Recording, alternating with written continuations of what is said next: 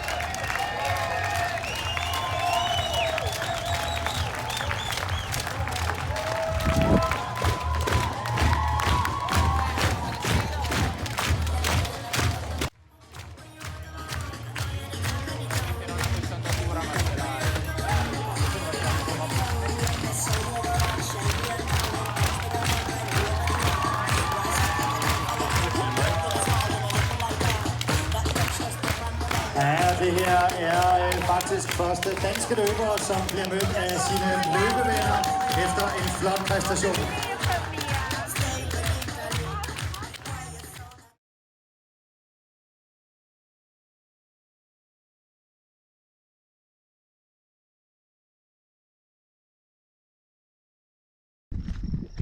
This thing on? Oh, hi there. So yeah, back in Boulder, obviously. It's 3 days after the race. It's Wednesday. Race is on Sunday. Tough go. I'm not gonna lie, I'm pretty disappointed. That was the third slowest marathon of my life, 2:23, and you know, big positive split. Did not feel good. I kind of knew I was in trouble just before halfway. Legs were just really tired and heavy, and didn't have it in me on the day. And this video is not, I'm trying not to make too many excuses. You know, even if it wasn't on the warm side, even if it was 10 or 15 degrees Fahrenheit cooler, even if I had a pack of guys to run with, I still don't think I would have run under 219. I didn't have it in my legs on the day, and you know, could be residual fatigue from Boston. Maybe I didn't recover as fast. I have no excuses. I mean, Galen Rupp dropped out of Boston. He ran 206 at Prague within 3 weeks. So, you know, I didn't have it on the day. It happens, and it reminds me of my second slowest marathon, which was at Hanson's Brooks, actually, Boston in 2010. And I'll get into that a little bit later at the end of this training talk. But yeah, I wrote some notes down so I don't forget what to say here. Yeah, no excuses. I was really confident going in, felt really good. The first 10K was hitting pace, and it was actually a really competitive race at Copenhagen this year. A great event, great organization, and I gotta thank everyone who provided film clips of the race as well. I hope I didn't miss any. I actually got too many film clips. I couldn't even use them all, so sorry guys, but hopefully I got your name right. And congrats to all the finishers, all the wonderful people out there. It was a great event, huge crowd, spectator support, great course.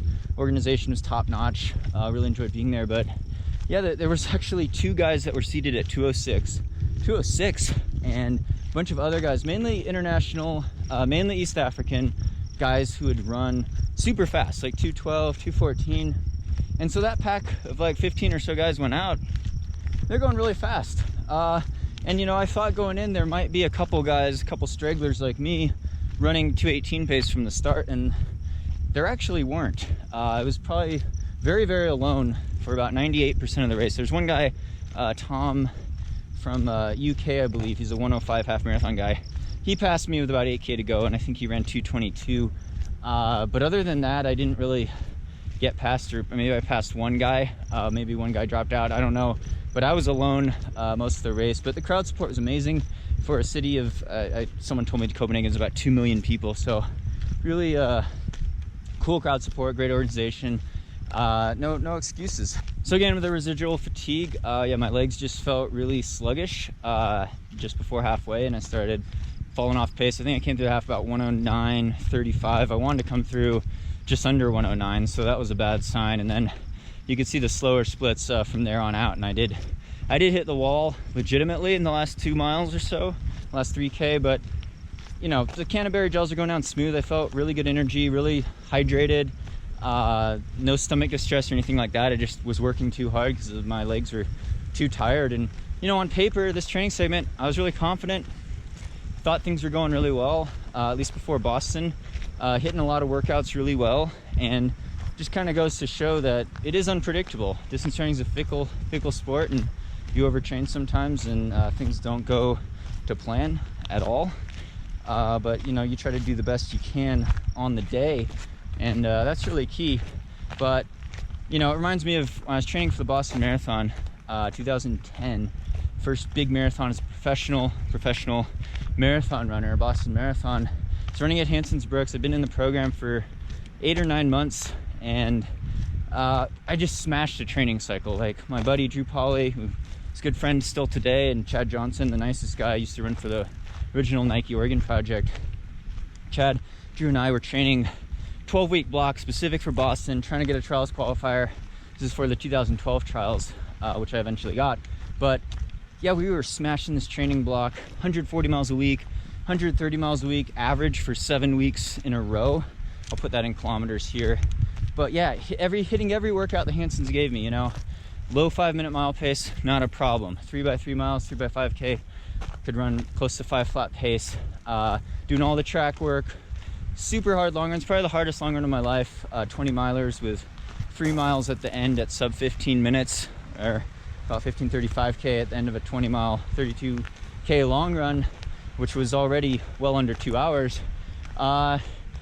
You know, on paper, I was like, this is a great segment. We go to Boston, perfect weather day. Perfect weather day. It was like 50 degrees Fahrenheit, perfect temperature, partly cloudy, sunny. I think we had a slight tailwind. It was ridiculous. And I go out with my buddy Drew. I got guys to run with.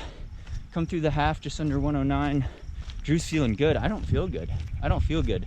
And by mile 15, right, going into the Newton Hills, I realize I'm in big trouble, and I start hitting the wall. And what ends up happening, my buddy Drew goes on to run 2:16, gets like 16th place. My buddy Chad comes up, passes me at Heartbreak Hill, just comes flying past, runs 2:17. I run 2:24. Now that was the second slowest marathon of my life, but just goes to show on paper, you have this great 12-week training block. Everything lines up, it looks good. Then you come out and lay an egg in a race, and you know, there's individual genetic differences about how I respond to overtraining or other factors in life that could cause bad performances, but it just goes to show it's a little fickle. And I admit I make mistakes in my taper. I don't know all the answers. I've messed up a lot, and this is 7 times in a row now. 7 times in a row I have failed to run the OTQ. It's a 2:19 time goal on a standard course, and this is including the last 3 years where I was trying to qualify for the 2016 trials and I ended up missing by 12 seconds in those attempts, whereas, you know, this year I'm trying to qualify for the 2020 trials. I still have time, but I've already missed. And you know, Houston I thought was a close step in January, but now I feel like I've regressed, even though I have 6 months specific road focus. Just goes to show, you know, maybe I could have done better just off of a couple months of training after doing trails, because Houston was definitely better. 50 seconds, 2:19.50 at Houston, missing the trials by 50 seconds. You know, some people tell me, hey Sage, you know, your goal's too ambitious, you need to set the bar lower. Well, I don't know how to set it any lower. Like, if it was 2:20, I've already cracked 2:20 this year, so 2:19 seems like the next logical goal. And you know, it's a stretch. It's a good goal because it's challenging, and I've barely missed over the years, but I think it's attainable. I still think it's attainable. And yeah, I've run 14 marathons in my career over the last 11 years. I don't know what average time I've gotten, but this is my 3rd slowest marathon. I debuted in 2:22. I've only run under 2:19 though twice in my life, and it was back when I was focusing 100% on road marathons for 3 years out of college with a lot of teammates, really fast teammates. And so it is a tough goal. It would take the 3rd fastest marathon of my life to do it, but I think I could do it. I think I could do it, and I still got to keep trying, or I want to keep trying. I love it. Now I'm going to go into mountain season for the summer. I got the Golden Trail Series, but the difference is I'm not doing any ultras, well, probably not any long ultras this year at all. I'm doing 42K mountain racing, so it's a little more specific. I feel like, you know, it's always a tough transition, and I don't mean to sabotage myself or shoot myself in the foot with any service, any distance. It's just, you know, I'm sponsored to be a mountain ultra trail runner. I don't have to do mountain races this summer. I really love it. I mean, look at that. So I think it's a great change up, great opportunity. And yeah, if I was chasing just the roads, I'd probably go back to like Grandma's Marathon in June or something, which I love. I got my first trials qualifier at Grandma's in 2007. Great memories of that race. But yeah, that's kind of the plan, is to get back into mountain racing. Zagama, Mount Blanc Marathon, Pikes Peak, to name a few, Mount Washington as well.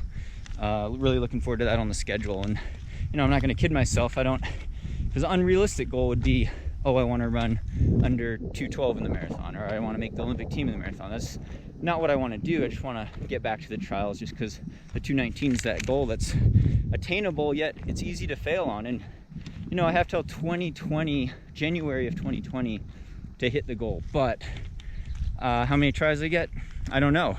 You never know. You could get injured, you could get sick, you could have a bad weather day. It's a fickle sport, it's a fickle goal, but I'm still gonna keep trying. And if I fail, I fail, but I want to try, and I'd love to attain the goal. And it, you know, it is a kind of a selfish side goal, I guess, considering I'm sponsored to be a mountain ultra trail runner. But I got a lot of goals in running still. You know, one of the goals is to have fun, enjoy the sport, be a lifelong runner, do this for health, do this for the happiness it brings me, the community, meeting cool people, seeing cool trails and landscapes, and running in cool cities like Copenhagen.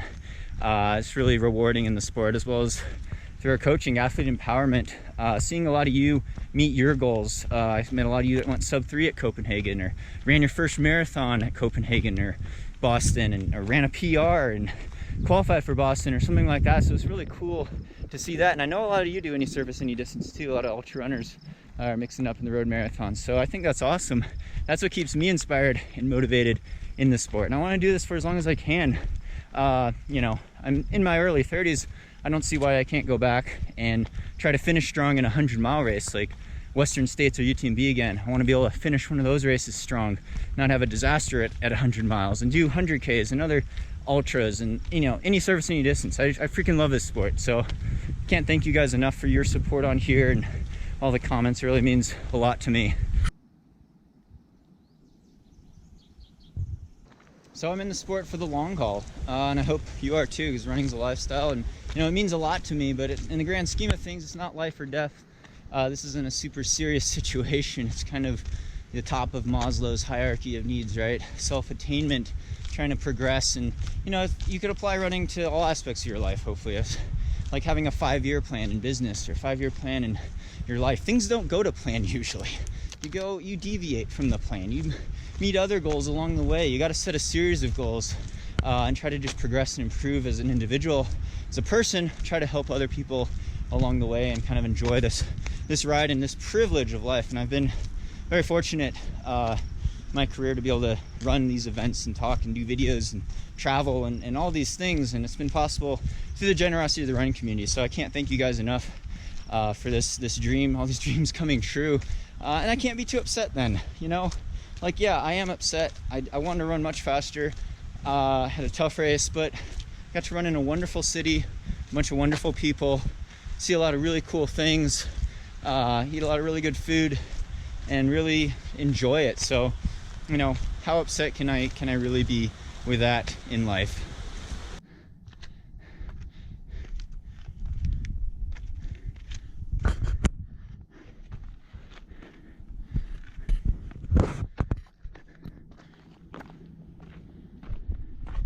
So yeah, I mean, this training segment, it wasn't all a waste. I think it could boost my running economy, hopefully in the mountains. We'll see soon enough, because I gotta start power hiking and getting my mountain legs back. But again, it's racing 42K, racing marathons, trail marathons mostly in the summer, and doing high altitude pushes, things I really enjoy.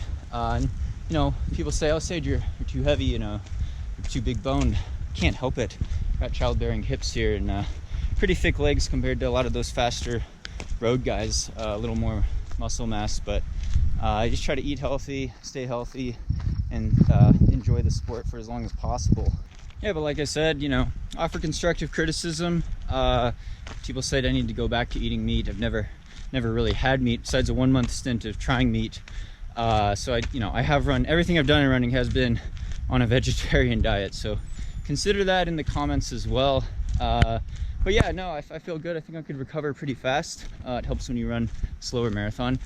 But thanks so much for your support, guys. Really, you can comment below with future training topics, vote up topics you'd like to hear about, as well as music video intros. Give me some songs, vote for some songs.